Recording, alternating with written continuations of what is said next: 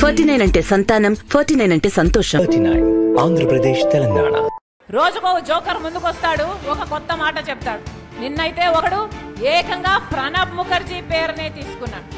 ప్రణబ్ ముఖర్జీ ఆయనకు చెప్పాడట, నా భర్త అనిల్ సోనియా గాంధీ దగ్గరికి వెళ్ళాడట, ఆయనకు పదవీకాంక్ష అప్పటి నుంచే ఉందట, పదవీకాంక్ష ఉంది కాబట్టి అక్కడ సోనియా గాంధీతో నా భర్త చెప్పాడట, షర్మిలమ్మను ముఖ్యమంత్రిని చేయండి, మేము కాంగ్రెస్ పార్టీని బలోపేతం చేస్తాము, జగన్ను జైల్లో పెట్టండి అని నా భర్త ఆయనకు చెప్పాడట. ఏమైనా అర్థం ఉందా అని అడుగుతున్నాం. జోకర్లు అనే పదం వాడటం ఆవిడ స్వభావాన్ని, ఆవిడ దిగజారుడుతనాన్ని మాత్రమే తెలియజేస్తుంది. తెలంగాణలో రాజకీయ పార్టీ అని పెట్టి ఇలాగే మాట్లాడి చివరికి జోకర్గా మారి ఆంధ్రప్రదేశ్లో మరో జోకర్గా ఎంటర్ అయ్యింది తప్ప ఆవిడ రాజకీయ నాయకులుగా ఎంటర్ అవ్వాల. Welcome to iDream. నేను మీ జర్నలిస్ట్ అలీంని. నిన్న ఏదైతే Swarnandhra editor senior journalist Tilak గారు ఒక గొప్ప విషయాన్ని చెప్పడం జరిగింది. గతంలో ఆంధ్రప్రదేశ్ యువ ముఖ్యమంత్రి, ప్రస్తుత యువ ముఖ్యమంత్రి జగన్ గారు జైల్లో ఉన్నప్పుడు ఎవరైతే షర్మిల భర్త అనిల్ ప్రణబ్ ముఖర్జీని కలిశారు, షర్మిలాకి సీఎం పదవి ఇవ్వాలని చెప్పి కూడాను కాంగ్రెస్ పార్టీని అడిగారని చెప్పి కూడాను ఆయన నిన్న చెప్పడం జరిగింది. ఈ అంశం మీద ఈరోజు కడపలో జరిగిన కాంగ్రెస్ పార్టీ సమావేశంలో షర్మిల గారు మాట్లాడుతూ కొంతమంది బ్రోకర్లు, జోకర్లు కావాలని తనను రాద్ధాంతం చేస్తున్నారని, ప్రణబ్ ముఖర్జీని తన భర్త కలవలేదని, కేవలం అప్పుడు ఎవరైతే భారతిరెడ్డి గారు ఉన్నారో ఆమెతో మాత్రమే వెళ్ళి తన భర్త సోనియా గాంధీని కలిశారని చెప్పి కూడాను చెప్పడం జరిగింది. అంటే ఒక సీనియర్ జర్నలిస్టు, అలాగే గత 4 దశాబ్దాల పైగా అందరికీ పరిచయమైన వ్యక్తి తిలక్ గారు, ఏ పార్టీకి సంబంధం లేని వ్యక్తి నిన్న ఆయన చెప్పిన మాటలపై జర్నలిస్టుల సంఘాలు కూడాను ఏదైతే షర్మిల గారి మాటలను కూడాను ఖండిస్తున్నారు. ప్రస్తుతం నాతో తిలక్ గారు ఉన్నారు. సార్ చెప్పండి, చాలా తీవ్రమైన వ్యాఖ్యలు చేశారు. ప్రణబ్ ముఖర్జీని నా భర్త అనిల్ గారు కలవలేదని కూడా చెప్పారు. అలాగే కొంతమంది జోకర్లు కావాలని ఇలా మాట్లాడుతున్నారని చెప్పి మిమ్మల్ని కూడా ఉద్దేశించి అంటం జరిగింది. రాజశేఖర రెడ్డి గారి కుమార్తెగా షర్మిల గారిని ఎవరైనా గౌరవిస్తారు. నేను ఒక జర్నలిస్ట్గా ఐడ్రీమ్స్ సంస్థ వారు వేసిన ప్రశ్నకి సమాధానంగా నేను నాకు తెలిసిన విషయాలు చెప్పాను. దానికి సమాధానం ఆవిడ చెప్పొచ్చు, ఉందాగా చెప్పొచ్చు. అలా కాకుండా జోకర్లు అనే పదం వాడటం ఆవిడ స్వభావాన్ని, ఆవిడ దిగజారుడుతనాన్ని మాత్రమే తెలియజేస్తుంది. తెలంగాణలో రాజకీయ పార్టీ అని పెట్టి ఇలాగే మాట్లాడి చివరికి జోకర్గా మారి ఆంధ్రప్రదేశ్లో మరో జోకర్గా ఎంటర్ అయ్యింది తప్ప ఆవిడ రాజకీయ నాయకులుగా ఎంటర్ అవ్వాల. ఆవిడ ఇంకొకరిని జోకర్ అనే అవకాశం లేదు. రాజకీయాలకు నీ భర్తకు సంబంధం లేకపోతే గత 2 మాసాలుగా ఆంధ్రప్రదేశ్లో ఎందుకు పర్యటిస్తున్నారు? నీతో పాటు సోనియా గాంధీ దగ్గరికి ఎందుకు వచ్చారు? ఆయనకి రాజకీయాలకు సంబంధం ఏమిటి? ఈ ప్రశ్నకి సమాధానం రాలేదు. జగన్మోహన్ రెడ్డి గారిని మీ మొట్టమొదటి పర్యటనలో కటువైన పదజాలంతో, అనుచిత పదజాలంతో, బహుశా షర్మిలారెడ్డి గారికి 40 ఏళ్ళు పైన ఉంటాయి, 40 ఏళ్ల తర్వాత తన అన్న పేరు జగన్ రెడ్డిని మాత్రమే గుర్తొచ్చిందంటే ఆవిడ కడుపులో ఎంత ద్వేషం ఉంది, ఎంతగా రగిలిపోతుంది అనేది అర్థమవుతుంది. అలాంటి మనిషి నువ్వు విమర్శలు చేశావు, నీ నోటికి వచ్చినట్టు చేశావు, నీ ఎంత అన్నావు, మరొకటి అన్నావు. అలాంటప్పుడు విమర్శలు ఆ పార్టీ నుంచి వస్తాయి, జర్నలిస్టుల నుంచి విశ్లేషణలు వస్తాయి, ఏ పార్టీకి సంబంధం లేని వాళ్ళు మాట్లాడతారు. నా వరకు నేను 46 సంవత్సరాలుగా జర్నలిజంలో ఉన్నాను. నీ అన్నతో పాటు సంవత్సరం క్రితం వరకు నువ్వు సెయిల్ అయ్యావు. మా అన్న జగన్మోహన్ రెడ్డిని తిరిగావు. నేను ఈ రోజు వరకు ఆయన జైల్లో ఉన్నప్పుడు కానీ, రాజశేఖర రెడ్డి గారు ముఖ్యమంత్రిగా ఉన్నప్పుడు కానీ, ఆయన పార్టీ పెట్టిన తర్వాత కానీ, ముఖ్యమంత్రి అయిన తర్వాత కానీ నేను కలవలేదు. ఒక్కసారి ముఖ్యమంత్రి అయిన తర్వాత ఒక 4 రోజుల క్రితం జర్నలిస్టులకి ఇళ్ల స్థలాలు ఇస్తానని ప్రకటించినప్పుడు ఓ 10-15 మంది జర్నలిస్టుల మధ్యలో నేను కూడా ఉండడం తటస్థించింది తప్ప ఏనాడు నేను వెళ్ళి జగన్మోహన్ రెడ్డి గారితో ఒంటరిగా కలిసింది లేదు. ఎవరి గురించైనా మాట్లాడేటప్పుడు వాళ్ళు ఎవరు, ఎలాంటి స్వభావం ఉన్నవారు తెలుసుకుని మాట్లాడాలి. నోటుకు వచ్చినట్టు మాట్లాడటం అనేది అది సభ్యత కాదు, సంస్కారం కాదు. దీనివల్ల రాజకీయాల్లో మీరు పైకి వస్తారని అనుకుంటే అంతకంటే భ్రమ లేదు. తెలంగాణలో అది రుజువైంది. మీ నోటి దోలకి అక్కడ అనామకంగా ఓడిపోయారు, జోకర్గా మారిపోయారు అనేది రుజువైన తర్వాత కూడా ఇంకా అదే ధోరణి కొనసాగించడం అనేది హాస్యాస్పదం. తర్వాత ప్రణబ్ ముఖర్జీ గారు చెప్పిన విషయం. ప్రణబ్ ముఖర్జీ గారు నాకు చెప్పలా, ఆయన ఎవరికి చెప్పాలో ఆయనకే చెప్పారు. ఆ సంగతి షర్మిల గారు గుర్తుపెట్టుకోండి. ప్రణబ్ ముఖర్జీ గారు రోడ్డు మీదకి వచ్చి చెప్తారా, ప్రెస్ మీట్ పెట్టి చెప్తారా, మా పార్టీలో ఇలా జరిగింది, షర్మిల భర్త వచ్చి ఇలా అడిగాడు అని ప్రెస్ మీట్ పెట్టి చెప్తారా, లేదా పార్టీ మీటింగ్ పెట్టి చెప్తారా? తెలివితేటలుగా మాట్లాడుతున్నా అనుకుంటే మాత్రం అది హాస్యాస్పదంగా ఉంటుంది. ఆయన ఎవరికి చెప్పాలో వారికే చెప్పారు. తర్వాత అసలు ఒక్క మాట సూటిగా నేను ప్రశ్నిస్తున్నాను. మీరు మొదటిసారిగా ఆంధ్రప్రదేశ్కి వచ్చి పదవీ బాధ్యతలు స్వీకరించడానికి వెళుతూ జగన్మోహన్ రెడ్డి గారి మీద విమర్శ చేశారు. పదవీ ప్రమాణ స్వీకారం చేసిన తర్వాత కూడా తీవ్రమైన విమర్శలు చేశారు. జగన్ రెడ్డిని సంబోధించారు, నియంతగా మారాడని చెప్పారు, అవినీతి జరుగుతోందని చెప్పారు. ఇన్ని చెప్పాక సజ్జల రామకృష్ణారెడ్డి గారు వైఎస్ఆర్ కాంగ్రెస్ పార్టీ తరఫున మాట్లాడుతూ, నీకు అన్యాయం జరిగిందని పదే పదే చెప్తున్నావు కదా, ఏం అన్యాయం జరిగిందో బాహాటంగా చెప్పమని ప్రశ్నించారు ఆయన. ఈ రోజుకి సమాధానం ఎందుకు లేదు? ఎందుకు జవాబు చెప్పట్లేదు? ఆ అన్యాయం ఏంటో చెప్పొచ్చు కదా. ఆంధ్రజ్యోతి ఈనాడులో ఆస్తుల తగాదాలని ఎవరు చెప్తూ వచ్చినాయి? నీకేమైనా ఆస్తి తక్కువైందా? అమెరికాలో నీ భర్త వ్యాపారం ఎట్లా చేస్తున్నాడు? ఎక్కడి నుంచి సంపాదించాడు? రాజశేఖర రెడ్డి గారు అల్లుడు అయిన తర్వాత సంపాదించారా? అంతకు ముందే ఉందా? అనిల్ కుమార్కి మీతో వివాహం కాకముందు ఆస్తులు ఎన్ని ఉన్నాయి? రాజశేఖర రెడ్డి గారు ముఖ్యమంత్రి అయిన తర్వాత, ఆయన అల్లుడు అయిన తర్వాత ఎన్ని ఆస్తులు పెరిగాయి? అమెరికాలో వ్యాపారం ఎలా పెట్టగలిగారు? వీటన్నిటి మీద విచారణకు మీరు సిద్ధమేనా? మాట్లాడేటప్పుడు సంభాళించుకుని ఎవరితో మాట్లాడుతున్నాం, ఏం మాట్లాడుతున్నాం, ఎవరి గురించి మాట్లాడుతున్నాం ఆలోచించుకోవాలి. ఈ రోజున నా తండ్రి రాహుల్ గాంధీని ప్రధానమంత్రిని చేయాలనుకున్నారు, ఆ ఆశయాన్ని సాధించడం కోసమే నేను కాంగ్రెస్లో చేరానన్నారు. మరి తెలంగాణలో నువ్వు పార్టీ పెట్టినప్పుడు రాజశేఖర రెడ్డి గారు బతికుంటే ఈ కాంగ్రెస్ పార్టీ మీద ఉమ్మివేసేవాడు అని ఎందుకన్నావు? గుర్తులేదా నీకు? రాజశేఖర రెడ్డి గారు ప్రధానమంత్రి చేయాలని రాహుల్ గాంధీ నాయుడు చెప్పారని ఆ రోజు గుర్తులేక మాట్లాడావు, ఉమ్మేస్తారని. రాజశేఖర రెడ్డి గారు ఆ 2 పత్రికలు అన్నారు విమర్శనాత్మక ధోరణిలో, ఆయన జీవించి ఉన్నంతకాలం అన్నారు. ఆ 2 పత్రికల జోలికి వాళ్ళ ఆఫీసులకు వెళ్ళి ఇంటర్వ్యూలు ఎందుకు ఇస్తున్నావు? మార్గదర్శి గురించి రాజశేఖర రెడ్డి గారి హయాంలో పోరాటం బిగినైంది. బాధితుల పక్షాన్ని నిలబడి రాజశేఖర రెడ్డి గారు తీవ్రమైన పోరాటం చేశారు, ఎక్కడ వెనకడుగు వేయలేదు.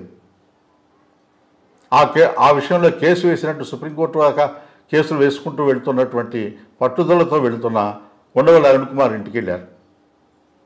మరి ఆయనకి మీకు మద్దతు ప్రకటిస్తున్నాం మార్గదర్శి పోరాటంలో అని చెప్పారా? ఈ ఆంధ్రప్రదేశ్ ఉమ్మడి రాష్ట్రాన్ని అడ్డగోలుగా సోనియా గాంధీ గారు విమర్శించారు, విడగొట్టారు. ఆ విడగొట్టినప్పుడు ఒక్క ఉండవల్లి అరుణ్ కుమార్ గారే సుప్రీంకోర్టులో పిటిషన్ దాఖలు చేశారు. అడ్డగోలుగా విభజించారు, పార్లమెంటు తలుపులు మూసి, లైట్లు తీసేసి, మైకులు తీసేసి, టీవీలు ఆఫ్ చేసి, ఓటింగ్ తీసుకోకుండా విభజించారని పిటిషన్ దాఖలు చేశారు. దానికి అనుబంధంగా ఆంధ్రప్రదేశ్ ప్రభుత్వం కూడా ఒక పిటిషన్ దాఖలు చేసింది. మరి దీనికి ఎందుకు మద్దతు ప్రకటించలేదు? నీ తండ్రి విభజనకు వ్యతిరేకమని తెలుసు కదా. నీ తండ్రి జీవితాంతం కూడా చంద్రబాబుతో ఎప్పుడూ సహజ కుదుర్చుకోవాలి. జీవితాంతం రాజకీయ శత్రువుగానే పరిగణించారు, రాజకీయ ప్రత్యర్థిగా పరిగణించారు. ఇవాళ ఆ చంద్రబాబు నాయుడు వాడే భాష, జగన్ రెడ్డి అనే భాష ఎక్కడి నుంచి వచ్చింది నీకు? ఎవరు సప్లై చేస్తున్నారు ఈ మెటీరియల్? నేను జర్నలిస్ట్గానే నాకు తెలిసిన విషయాలు నేను మాట్లాడితే దానికి సమాధానం చెప్పకుండా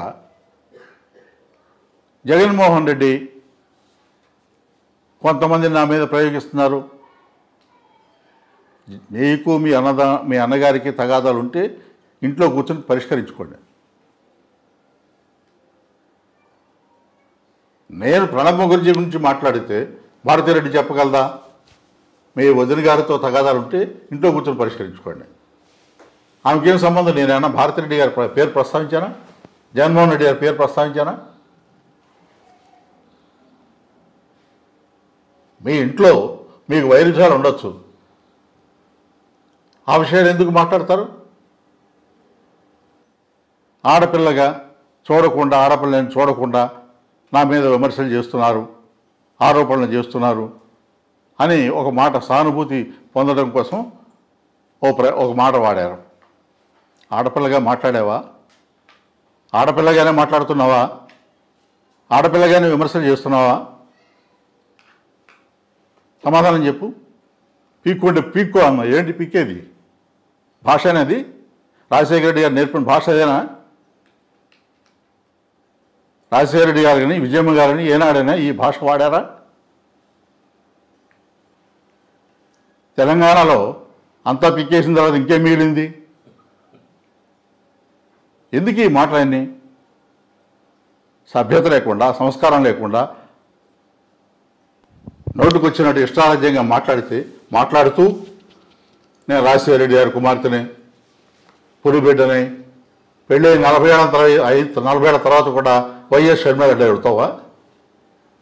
నీ బ్యాంక్ అకౌంట్లో, నీ పాస్పోర్ట్లో కూడా వైఎస్ అని ఉందా? ఎవరిని మభ్యపెట్టడానికి ఈ మాటలన్నీ? ఏ ధైర్యం ఉంటే నువ్వు ఈ రోజున 10-15 రోజుల నుంచి పర్యటిస్తున్నారు. ప్రత్యేక హోదా గురించి ఏం చేస్తావో ఎందుకు చెప్పలేదు?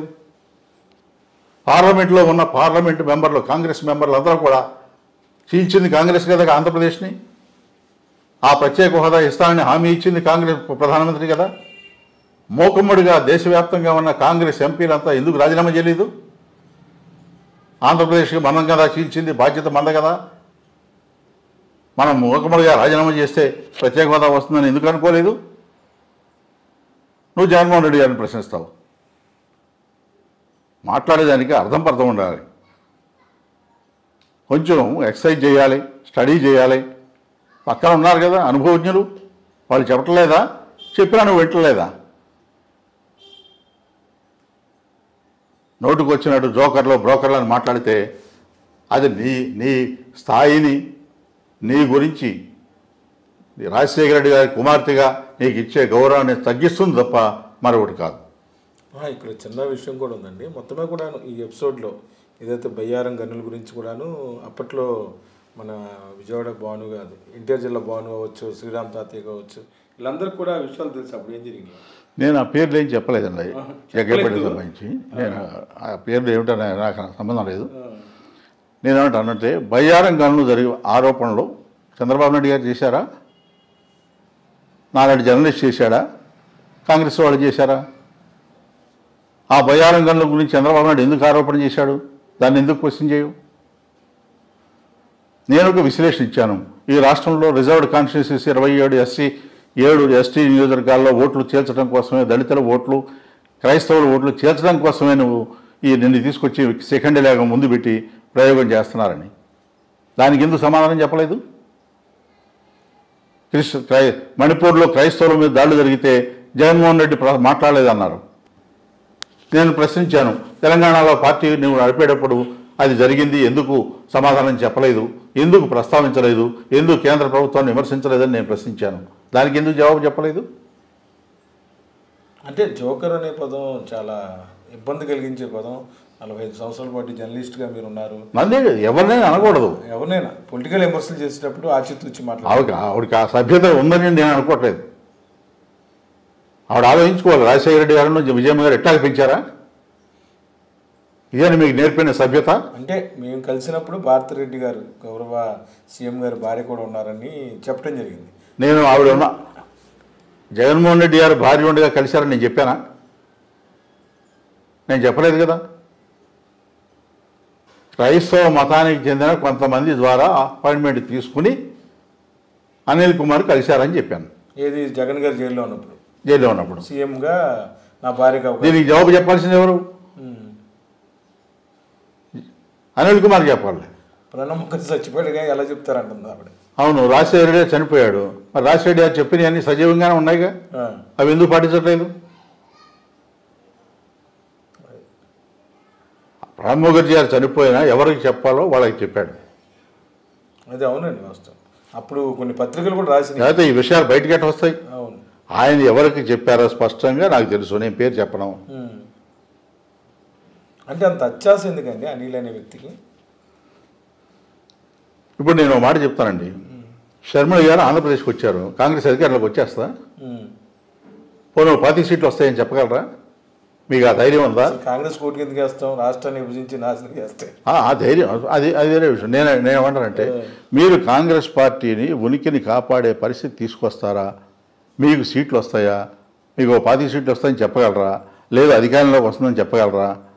ఎవరికి మేలు చేయడం కోసం వచ్చారు మీరు? ఏ ఉద్దేశంతో? మీ ఆంధ్రప్రదేశ్లో పిసిసి ప్రెసిడెంట్గా మీకంటే గొప్పవాళ్ళు లేరా? మీరు ఏం సాధించారని మీకు పిసిసి ప్రెసిడెంట్ ఇచ్చారు? జగన్ గారి టార్గెట్ అంతే. రాజకీయంగా మీకు ఏం అవగాహన ఉందని? ఒక సంస్థను నడపాలంటే, ఒక రాజకీయ పార్టీని విశేషమైన అనుభవం ఉండాలి. తెలంగాణలో మీకు అనుభవం లేదు, ఫెయిల్ అయ్యారనేది అర్థమైపోయింది కదా. మీకే ఎందుకు ఇచ్చారు? రాజశేఖర రెడ్డి కుమార్తె కాకపోతే మీకు ఇచ్చేవాళ్ళ? అక్కడ రిజర్వ్డ్ కాన్స్టిట్యూన్సీలో అయినా కనీసం ఓట్లు వస్తాయని మిమ్మల్ని మేము అడ్డం పెట్టుకుని ఒక ప్రయత్నం చేశారు, అవి కూడా రాలేదు కదా. పైగా కేసీఆర్ని నేనే ఓడించానని చెప్పావు, నవ్వుతారనే కూడా లేదా? నీ వల్ల కేసీఆర్ ఓడిపోతాడా? జరిగే పని అనేది. అందువల్ల బాధ్యత లేకుండా, హుందాగా మాట్లాడకుండా, భాష సంస్కారయుతంగా లేకుండా మీరు మాట్లాడి నేను రాజశేఖర రెడ్డి కుమార్తెనే అంటే నవ్వుతారు. మీరు చెప్పుకోండి, అనిల్ కుమార్ భార్యనే చెప్పుకోండి. ఇంకా రాజశేఖర రెడ్డి కుమార్తెని, వైఎస్ షర్మిలారెడ్డినే, నీ పెళ్ళి 40 ఏళ్ళు దాటిపోయింది, ఇంకా వైఎస్ఏనా? ఏం మాట్లాడుతున్నారు? ఈ రాష్ట్రంలో అభివృద్ధి కనపట్టలేదా మీకు? ఉద్దానం వెళ్ళి చూడండి, ఏం జరుగుతుందో చూడండి. అమరావతిలో చంద్రబాబు నాయుడు గారు ఏమి నాశనం చేశారో చూడండి. వెలుగొండ ప్రాజెక్టు ఎలా కంప్లీట్ అయిందో చూడండి.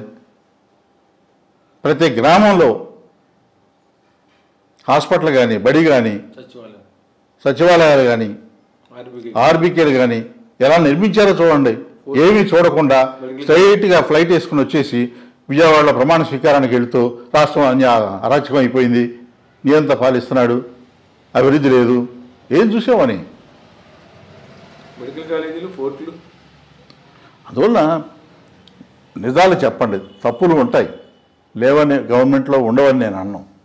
ఆ తప్పుల్ని చెప్పండి, సద్విమర్శ చేయండి. ఇదిగో ఇలా కాదు, నాన్నగారు ఉంటే ఇట్లా చేసేవాడు అని చెప్పండి, చెప్పండి.